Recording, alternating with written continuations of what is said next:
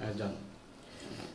আলহামদুলিল্লাহ, national people's পার্টির উদ্যোগে ন্যাশনাল পিপলস যুব পার্টি আজকে মাদক বিরোধী আলোচনা সভার আয়োজন করেছি আমরা, এবং সমাজের যারা শিশু কিশোর রয়েছে সুশৃঙ্খল পরিবেশে তারা যেন বেড়ে ওঠে তাদের বিষয়ে আমরা একটা বিশেষ উদ্যোগ নিয়েছি, ক্রীড়া সরঞ্জাম বিতরণ। এই বিতরণের আমাদের মূল লক্ষ্য হচ্ছে বাচ্চা শিশুরা যখন পড়াশোনার পাশাপাশি তাদের একটু বিনোদনের সময় থাকে, সেই সময়টা যেন তারা শারীরিক চর্চা করে এই খেলাধুলার মাধ্যমে, এই বিনোদনটাকে তারা যেন অ্যাকসেপ্ট করে।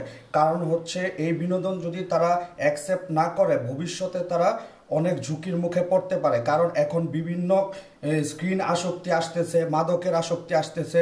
আমাদের মাদক বিরোধী আলোচনা সভার মূল লক্ষ্য উদ্দেশ্যই হচ্ছে মাদক মুক্ত যুব সমাজ গড়ার লক্ষ্যে ন্যাশনাল পিপলস পার্টির চেয়ারম্যান আলহাজ শেখ সালাউদ্দিন সালুর নেতৃত্বে যুব পার্টি সবসময় মাদকের বিরুদ্ধে কঠোর অবস্থান নিয়েছে এবং ভবিষ্যতেও এই ধরনের পদক্ষেপ আমাদের কার্যরত থাকবে।